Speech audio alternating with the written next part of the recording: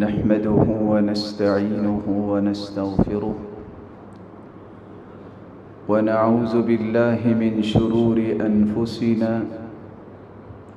وسيئات أعمالنا. من يهده الله فلا مضل له ومن يضلل فلا هادي له، وأشهد أن لا إله إلا الله وحده لا شريك له، وأن محمدًا عبده ورسوله. يا أيها الذين آمنوا اتقوا الله حق تقاته ولا تموتن إلا وأنتم مسلمون. يا أيها الناس اتقوا ربكم الذي خلقكم من نفس واحدة وخلق منها زوجها وبث منهما رجالا كثيرا ونساء، واتقوا الله الذي تساءلون به والأرحام، إن الله كان عليكم رقيبا. يا أيها الذين آمنوا اتقوا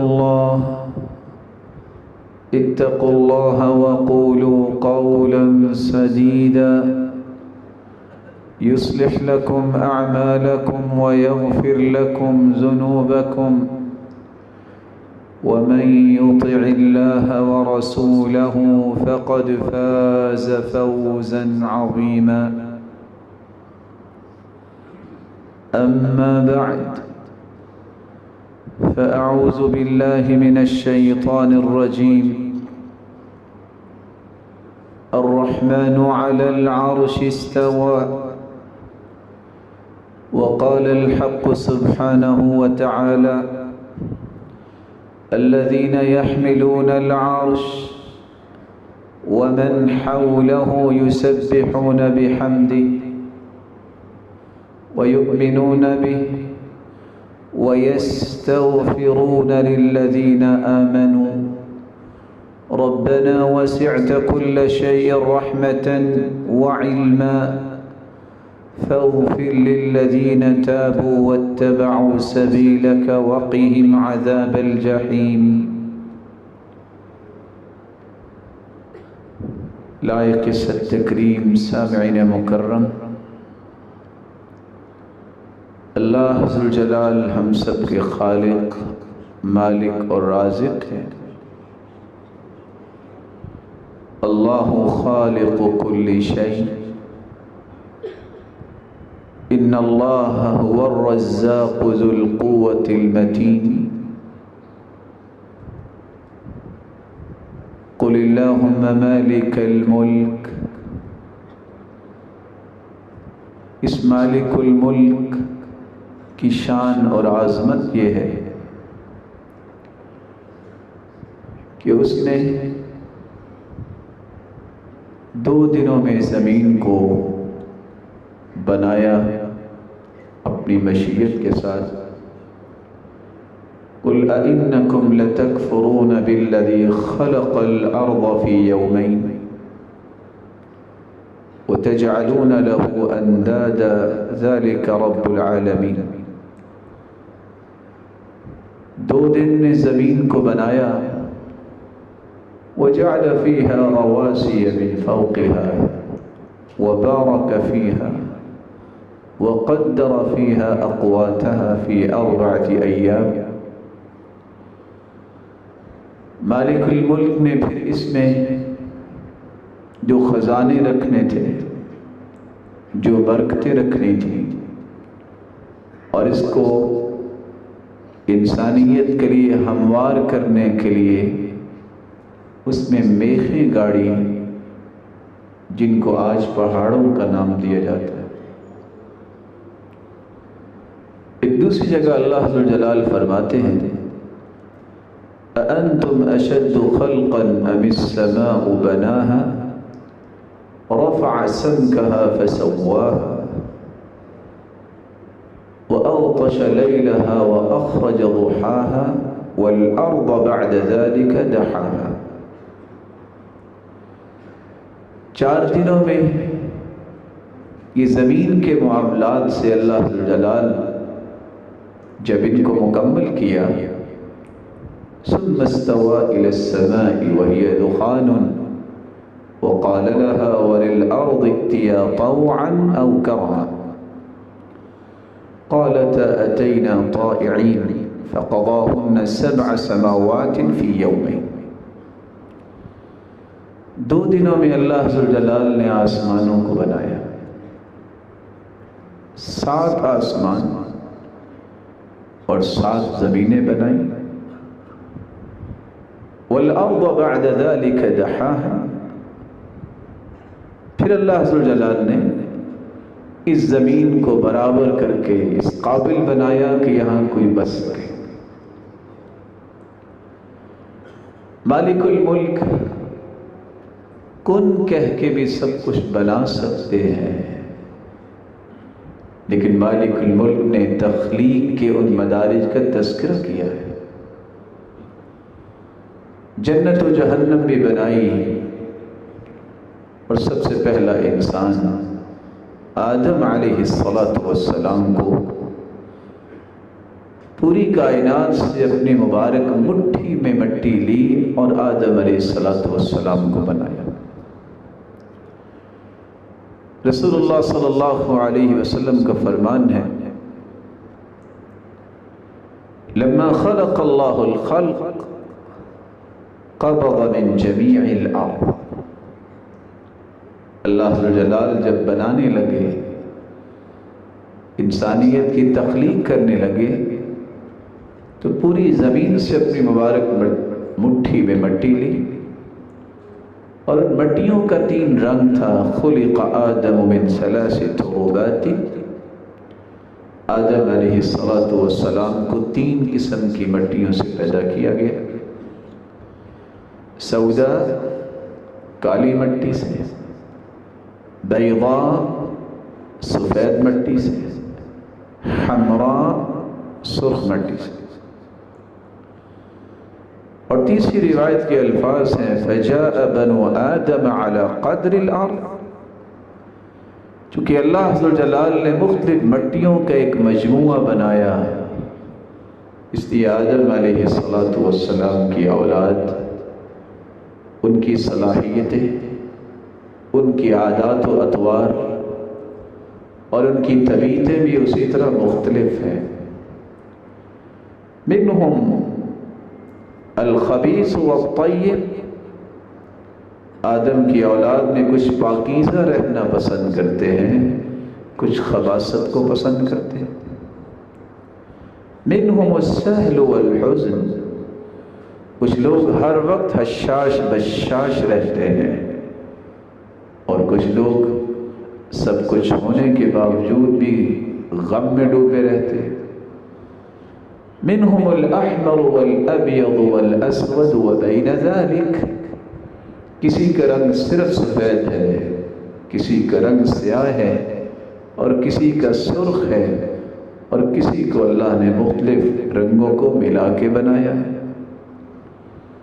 تو ہر وہ عادات و اطوار جو انسان کو آج نظر آتی ہیں، اللہ عز و جلال نے ہر قسم کی اشیاء کو انسان میں ودیت کیا، لیکن پھر اس کو کنٹرول کرنے کے لیے، راہ راست پہ لانے کے لیے، سیدھا رخ دینے کے لیے اللہ عز و جلال نے انبیاء کو بھیجا. سب سے پہلے آدم علیہ السلام کو ابھی روح نہیں پھونکی تھی. جب اللہ عز و جلال نے بنایا، فجعل ابلیس یطیف بہ، جنت میں یہ بڑا ڈھانچہ جب نظر آیا، ابلیس نے چکر لگایا اور کہتا ہے یہ کیا؟ فلما رآہ اجوف، صحیح مسلم کی روایت ہے، جب دیکھا کہ ایک ایسی چیز بنائی جا رہی ہے جس کا پیٹ بھی ہے، تو کہنے لگا انہ خلق خلقا لا یتمالک، جب تک انسان کے ساتھ پیٹ رہے گا یہ اپنے آپ پہ کنٹرول نہیں کر پائے گا۔ اور حاکم کی روایت کے الفاظ ہیں ظفرت بہ، شیطان کہہ اٹھا میں کامیاب ہو گیا۔ اللہ کا حکم تھا، مشیت تھی، آدم علیہ السلام کو اللہ نے دنیا میں اتار دیا، حوا علیہ السلام کو بھی دنیا میں اتار دیا، اور کچھ رول اینڈ ریگولیشنز دیے کہ اب اس جنت میں واپس آنے کے لیے آپ کی اولاد کو یہ اور یہ کام کرنے ہوں گے اور ان کاموں سے بچنا ہوگا۔ اور ایک خوبصورت قصہ جو قرآن نے بیان کیا ہے، جو مختلف اسباق سے لبریز ہے، کہ جس طرح شیطان نے آپ کو ورغلایا یہ کہہ کر هل ادلک علی شجرۃ الخلد وملک لا یبلی، کہ آپ سمجھتے ہیں کہ ہمیشہ ہمیشہ یہاں رہیں، ایسی بادشاہی میں رہیں جو کبھی زائل نہ ہو، تو پھر اس درخت کا پھل کھا لو۔ یہ دھوکہ تھا شیطان کا، جس دھوکے میں آ کے یہ بھول ہوئی سیدنا آدم علیہ السلام سے، نتیجتاً اس پھل کو کھانے سے جس کے بارے میں اللہ نے منع کر دیا تھا کہ اس کا پھل نہیں کھانا، اس کے قریب نہیں جانا، تو اللہ عز و جلال نے زمین میں اتار دیا۔ مخلوق کو یہ بنیادی طور پر ہی سبق دے دیا کہ جس چیز سے منع کر دیا ہے اس کے قریب نہیں جانا، اور اگر منع کردہ چیزوں سے آپ باز رہیں گے تو پھر ٹھکانہ جنت ہی ہے، پھر اس میں آپ کو پریشان نہیں ہونا چاہیے۔ اللہ عز و جلال نے انسانیت کے 4 گھر بنائے ہیں، ہر گھر دوسرے سے بڑا ہے۔ ایک وہ گھر ہے جس کو ماں کا پیٹ کہتے ہیں، جس میں صرف 9 مہینے اس سے رہنا ہوتا ہے۔ ایک وہ گھر ہے جو اس سے بھی بڑا ہے، جس کو دنیا کہتے ہیں، اعمار امتی ما بین 60 الی 70، جس میں امت کی عمر کی ریشو 60 سے 70 سال ہے۔ کچھ لوگ زیادہ بھی زندگی گزارتے ہیں، لیکن پوری امت کی ریشو یہ ہے 60 سے 70 سال سے زیادہ نہیں ہے۔ پہلے گھر میں انسان کو ہوش نہیں ہوتی، دوسرا گھر یہ امتحان کا گھر ہے، ایک تیسرا گھر اس سے بھی بڑا ہے جس کو قبر اور برزخ کہتے ہیں۔ کتنے ہزار سال ہیں یہ میرے رب کے علم میں ہے، ہمارے علم میں نہیں ہے۔ یہ تیسرا گھر دوسرے گھر کی کارگزاری کا پہلا نتیجہ اور پہلا سٹیپ ہے، اما روضۃ من ریاض الجنہ او حفرۃ من حفر النار، یا یہ جنت کا باغیچہ ہے یا جہنم کا ایک گڑھا ہے۔ اللہ ہم سب کو محفوظ کرے۔ ایک چوتھا گھر ہے جو اصلی گھر ہے، جو قیامت کے بعد ہوگا، اما جنہ او نار، یا جنت یا جہنم۔ اور یہ اس کی مدت کتنی ہے؟ جس طرح پہلے گھر کی مدت 9 ماہ ہے، دوسرے کی مدت 60 سے 70 سال ہے، تیسرے کی مدت ہزاروں سال ہے، اللہ ہی جانتا ہے، لیکن آخر قیامت آئے گی۔ قیامت کے بعد جو گھر ملنے والا ہے وہ ہمیشہ ہمیشہ کے لیے ہے، ابد الآباد ہے۔ اس کے بارے میں میری اور آپ کی سوچ وہاں تک پرواز ہی نہیں کر سکتی جب وہ ختم ہی نہیں ہونے والا۔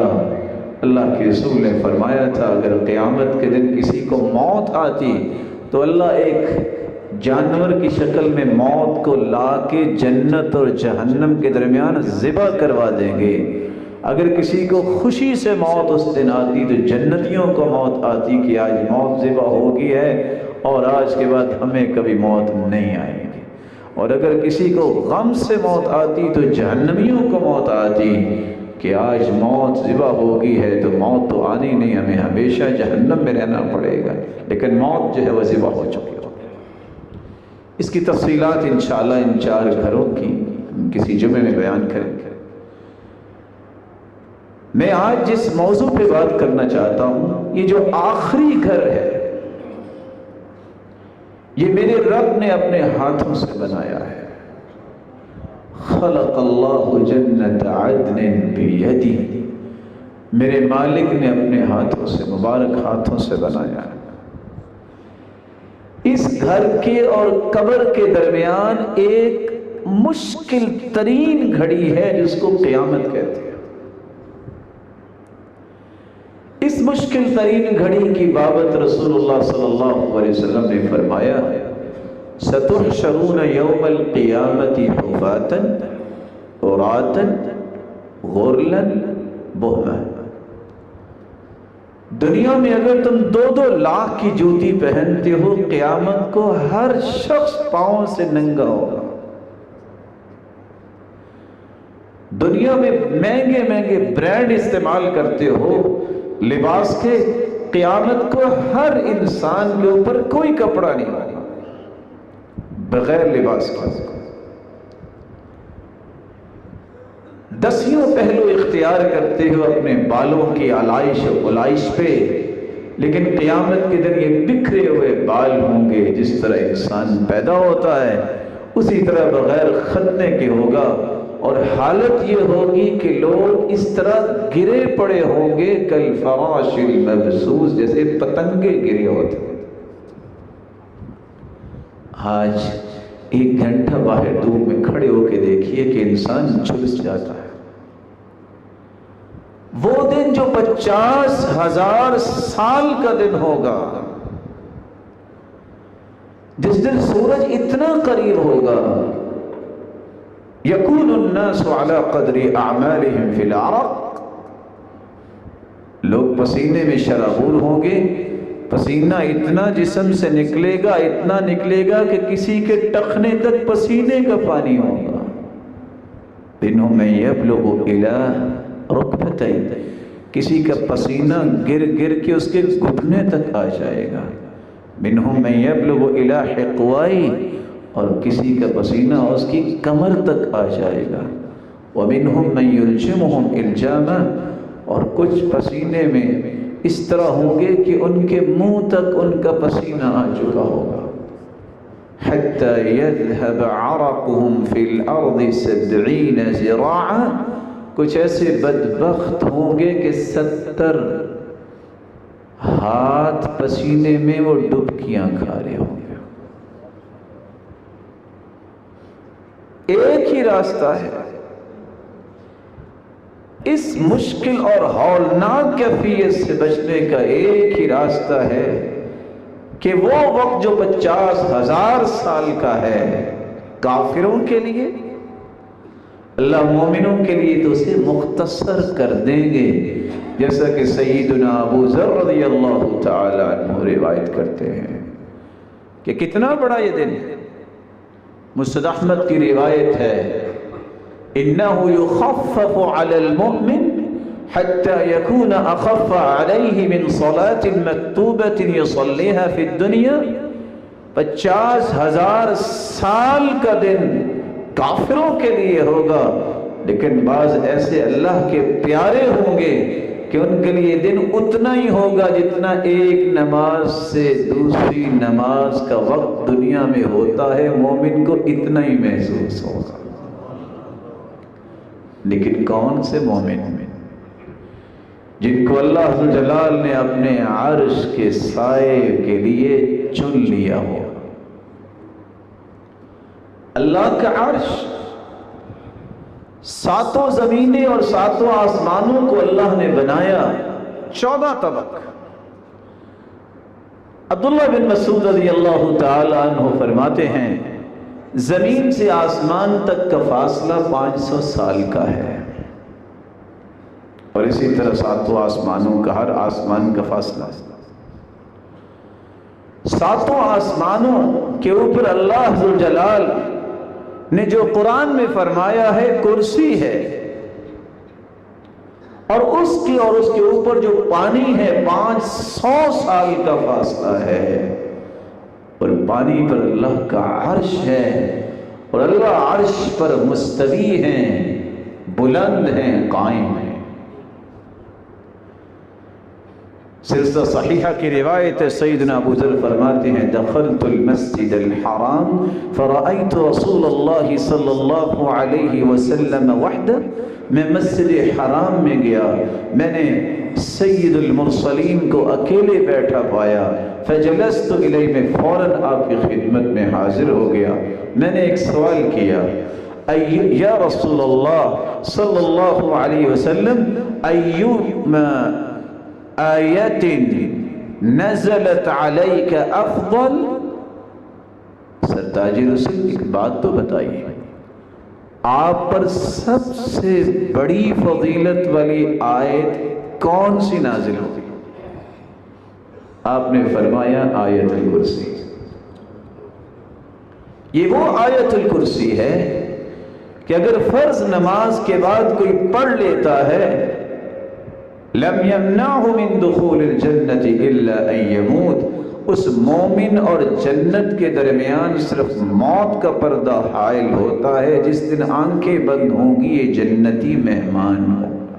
پھر آپ نے فرمایا السماوات السبع، ساتوں آسمان، ان کی حیثیت کرسی کے مقابلے میں یہ ہے، کیونکہ آسمانوں کے اوپر کرسی. فی الکرسی کحلقۃ ملقاۃ بارض فلاح، ایک چھوٹی سی انگوٹھی کو ایک کھلے میدان میں رکھا جائے تو انگوٹھی نظر آئے گی. جس طرح یہ انگوٹھی ایک کھلے میدان میں رکھی جائے، اس طرح ساتوں آسمان جو ہے یہ کرسی کے مقابلے میں اتنے چھوٹے ہیں. وفضل العرش علی الکرسی کفضل فلات کفضل تلک الفلات علی تلک الحلقہ.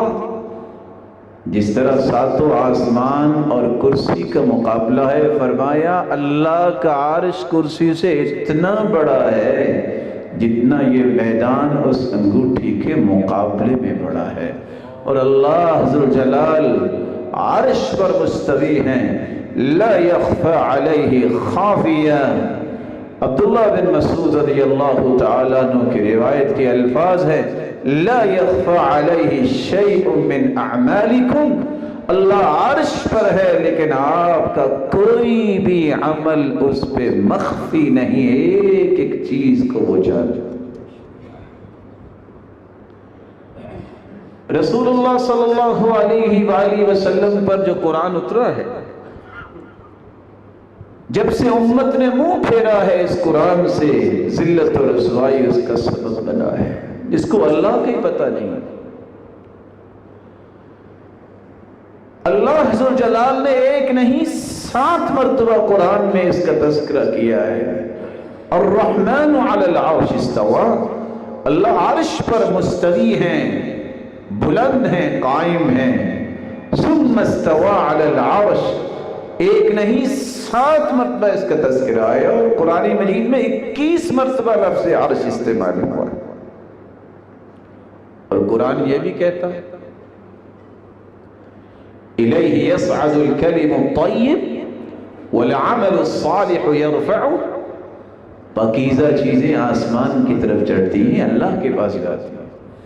اچھے بول اور اچھے کلمات بھی اللہ کے پاس فرشتے لے کے جاتے ہیں. تعرج الملائکۃ والروح، فرشتے اور جبریل امین زمین پہ اترتے بھی ہیں تو واپس اللہ کے پاس جاتے ہیں. لیکن تعجب اس بات کا ہے جس شخص کو اللہ کی معرفت نہیں، وہ اللہ کے احکامات کی معرفت کیا حاصل کر سکتا. کسی نے یہی کہہ دیا کہ اللہ ذوالجلال نعوذ باللہ من ذالک کسی نے ماننے سے انکار کر دیا، جیسے ملحدین آج یہ کہتے ہیں۔ قرآن نے ان کو دہریے کہا ہے، وَمَا يُهْلِكُنَا إِلَّا الدَّهْرُ، کہتے ہیں بس دنیا کا ایک نظام ہے، ایک مرتا ہے تو وہ روح کسی اور میں چلی جاتی ہے۔ یہ دہریوں کا دین ہے جس کو اللہ ذو جلال اور اللہ کے پیارے محبوب نے پیش کیا۔ کسی نے یہ کہنے میں بھی جرت کی، اسے کوئی حیا نہیں آئی، وہ کہنے لگا اللہ کی ذات کو مانتے ہیں لیکن وہ آدم کی شکل میں تھے، اسی لیے تو آدم کو فرشتوں نے سجدہ کیا۔ آج لوگ اس فکر کو پیش کرنے والے کو بھی مولانا رومی کہتے ہیں۔ کسی نے اس سے آگے بھی کہنے میں کوئی عار محسوس نہ کی اور کہا کہ ہم مانتے ہیں اللہ کی ذات ہے، لیکن اللہ کی ذات مدینے میں اتر آئی تھی محمد مصطفیٰ کی شکل میں، نعوذ باللہ من ذالک۔ اور یہی بات جو ہے آپ کتابیں پڑھ کے دیکھیں، دیوان فرید ہو یا اس طرح کی کتابوں میں یہی کچھ لکھا جاتا ہے۔ اس کو اللہ کی معرفت نہیں ہے کہ اللہ ذو جلال نے قرآن میں کیا فرمایا ہے اور حدیث کیا کہہ رہی ہے۔ اور کسی نے اس سے بھی آگے بات کہہ دی، کہا جو کچھ تمہیں نظر آتا ہے یہ اللہ کا عکس ہی ہے، اللہ ہر چیز میں موجود ہے۔ اور کسی نے تو من گھڑت باتیں کر کے کہ کسی کا دل نہ توڑنا اس میں اللہ رہتا ہے، یہ سب خلاف شریعت باتیں ہیں جس کی کوئی قرآن و سنت کی دلیل نہیں۔ اور بعض ایسے بھی بدبخت آئے جن کو کہتے ہوئے کوئی شرم اور حیا نہ آئی، اور کہہ گئے وَمَا الْكَلْبُ وَالْخِنْزِيرُ إِلَّا إِلَٰهُنَا، کہ یہ کتا بھی ہمارا رب ہے۔ ظالموں نے کہہ دیا، اور خنزیر بھی، کیونکہ اس میں بھی ہمیں انوار الہی نظر آتی۔ جس کو رب کی پہچان حاصل نہیں ہوئی، یہ ظالم ہمیشہ دنیا میں ذلیل ہوتا ہے اور آخرت میں بھی ذلیل ہوگا اگر توبہ نہیں کرتا۔ اللہ کی پہچان تو سب سے پہلے حاصل کی جائے کہ اللہ رب العزت سب کے خالق و مالک ہیں، مقادر مطلق ہیں، ساتوں آسمانوں اور زمینوں کے خالق و مالک ہیں، اور اللہ ذو جلال عرش پر مستوی ہیں۔ اس کی شان جس طرح عظیم ہے، اس کی عظمت یہ ہے کہ وہ ذات کے اعتبار سے عرش پر ہے، لیکن اس کا علم اور قدرت دنیا کے ذرے ذرے میں ہے۔ صحیح مسلم کی روایت ہے، آج ایک نئی مصیبت آ گئی کہ کسی کے عقیدے کو چھیڑو نہ اور اپنا عقیدہ چھوڑو نہ، یہ بھی جاہلوں کی کھڑی ہوئی بات ہے۔ صحابی کہتے ہیں میں اپنی لونڈی کو آزاد کرنا چاہتا ہوں، فرمایا لاؤ اسے۔ این اللہ؟ صحیح مسلم کی روایت ہے، اللہ کے رسول نے اس سے پوچھا، آپ نے فرمایا بتاؤ اللہ کہاں؟ فَأَشَارَتْ بِيَدِهَا إِلَى السَّمَاءِ، اس لونڈی نے کہا، کالے رنگ کی لونڈی نے، کہ اللہ آسمانوں میں۔ آپ نے دوسرا سوال کیا، من انا، میں کون ہوں؟ وہ کہنے لگی انت رسول اللہ، آپ اللہ کے رسول ہیں۔ دو سوال اور دو جواب۔ اللہ کہاں ہے؟ کیا اس کو پتا ہے اس کا مالک کہاں ہے؟ کیا اس کو پتا ہے کہ قیامت تک کے لیے پیغمبر اور ہادی اور مرشد اور آئیڈیل اور رول ماڈل کون ہے؟ دونوں جواب صحیح دیے۔ آپ نے فرمایا اعتقها فإنها مؤمنہ، جاؤ اسے آزاد کر دو، یہ مومنہ ہے۔ پتہ یہ چلا صحیح مسلم کی روایت سے، مومن وہ ہوتا ہے جو اللہ کو ذات کے اعتبار سے آسمانوں میں مانتا ہے۔ اس لیے تو امام ابو حنیفہ رحمۃ اللہ علیہ کہا کرتے تھے، من لم یقر ان اللہ علی العرش فقد کفر، جو اقرار نہیں کرتا کہ اللہ عرش پر ہے اس نے تو کفر کیا ہے۔ لأن اللہ سبحانہ وتعالی یقول الرحمن علی العرش استوى وعرشه فوق 7 سماوات، کیونکہ اللہ نے قرآن میں کہا ہے کہ رحمان عرش پر مستوی ہوا اور عرش 7 آسمانوں کے اوپر ہے۔ اور دوسرا قول بھی امام ابو حنیفہ کا ہے، من انکر ان اللہ فی السماء فقد کفر، جس نے انکار کر دیا کہ اللہ آسمانوں میں نہیں ہے اس نے تو کفر کیا۔ اللہ ہمیں اپنا صحیح تعارف نصیب فرمائے، اور صحیح ترین تعارف اگر اللہ ذوالجلال کا اور اس کے محبوب کا پیش کرنے والی کوئی کتاب ہے تو اس کو قرآن کہتے ہیں، اس کو اللہ کے رسول کے فرامین پر مشتمل حدیث کی کتابیں کہتے ہیں۔ آپ صحیح بخاری پڑھیے اور صحیح مسلم پڑھیے اور دیگر صحیح حدیثوں کی کتابیں پڑھیے، تب جا کے آپ کو اپنے رب کی صحیح معرفت ملے۔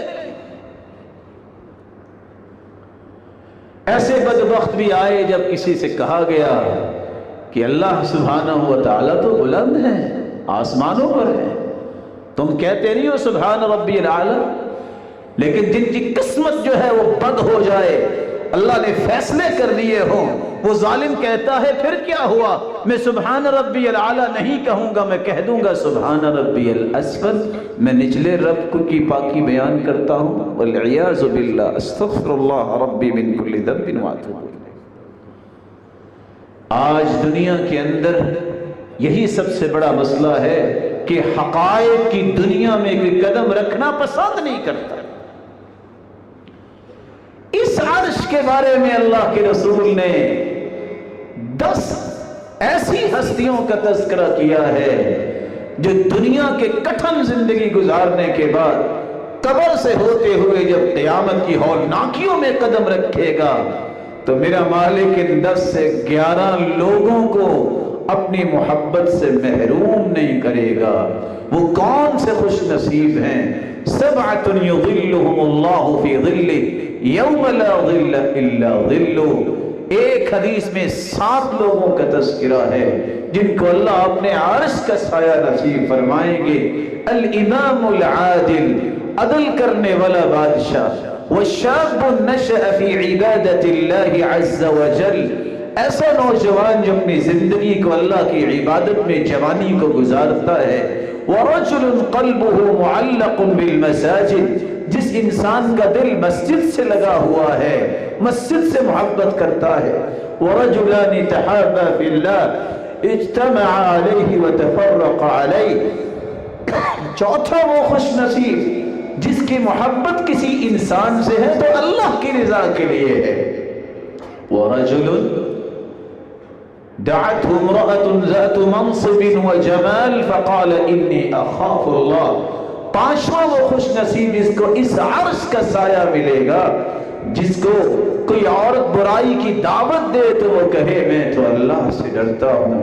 وَرَجُلٌ تَصَدَّقَ بِصَدَقَةٍ فَأَخْفَاهَا حَتَّى لَا تَعْلَمَ شِمَالُهُ مَا تُنْفِقُ يَمِينُهُ۔ اور چھٹا وہ انسان جس کو عرش کا سایہ ملے گا جو دائیں ہاتھ سے صدقہ کرتا ہے رب کی رضا کے لیے، لیکن ریاکاری اور شہرت نہیں چاہتا، اور اس کے بائیں ہاتھ کو بھی پتہ ہی نہیں چلتا۔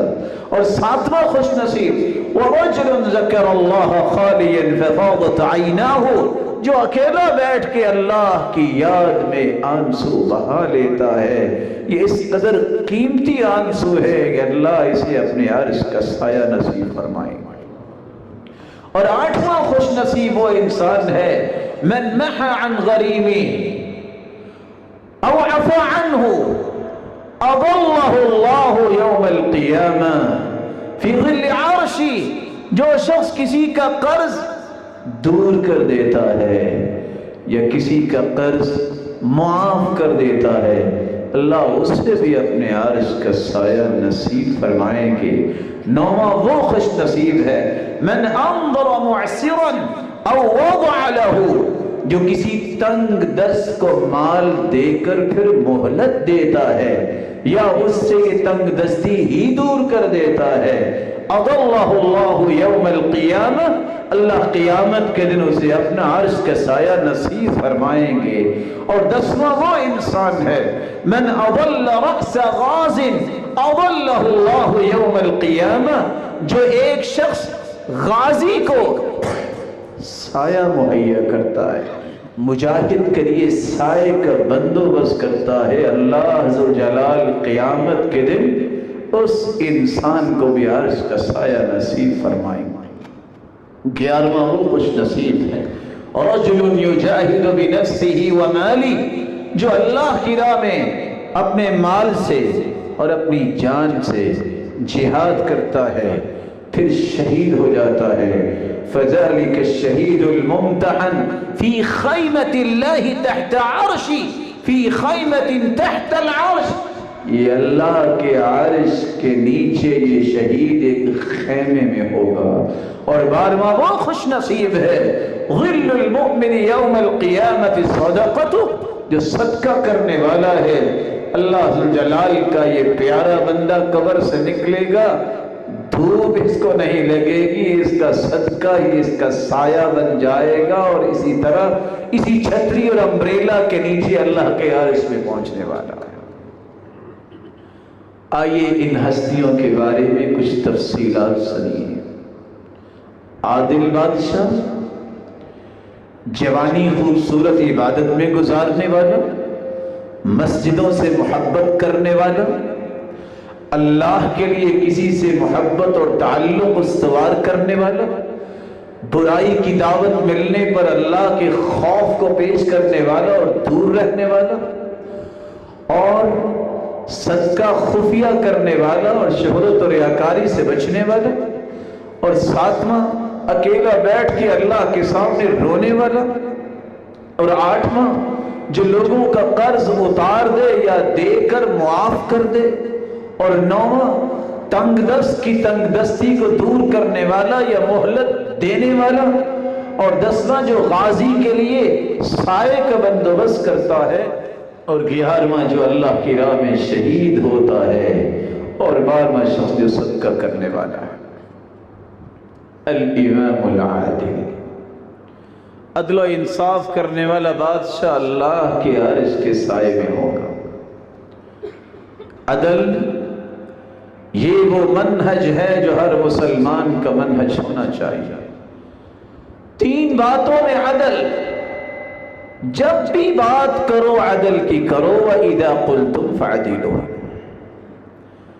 جب بھی فیصلہ کرو عدل کا، وَإِذَا حَكَمْتُمْ بَيْنَ النَّاسِ أَن تَحْكُمُوا بِالْعَدْلِ، جب بھی کسی سے نفرت بھی کرو محبت بھی کرو تو عدل کی بنیاد پہ، وَلَا يَجْرِمَنَّكُمْ شَنَآنُ قَوْمٍ عَلَىٰ أَلَّا تَعْدِلُوا، کسی قوم کی مخالفت کی وجہ سے عدل نہ چھوڑو۔ یہ وہ منہج ہے جو قرآن نے دیا ہے، جس قوم کا یہ منہج بن جائے وہ قوم کبھی ذلیل و رسوا نہیں ہوتی۔ عدل و انصاف اتنی بڑی صلاحیت ہے، اللہ ذوالجلال نے اس لیے عدل و انصاف اختیار کرنے والوں کو اتنا پسند کیا ہے کہ جہاں اپنی گواہی دی ہے وہاں اللہ مالک الملک نے عدل و انصاف اختیار کرنے والوں کی گواہی کو بھی اپنی گواہی کے ساتھ ملا کے قرآن بنا کے پیش کر دیا۔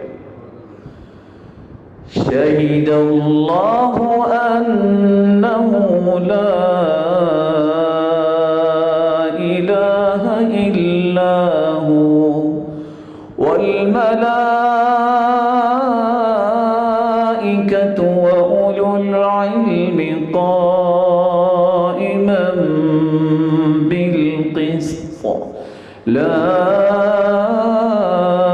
الہ الا هو العزیز الحکیم۔ اللہ نے بھی گواہی دی ہے کہ اس کے سوا کوئی عبادت کے لائق نہیں، فرشتے بھی یہی گواہی دیتے ہیں، اور پھر علم والے 7.5 سے 8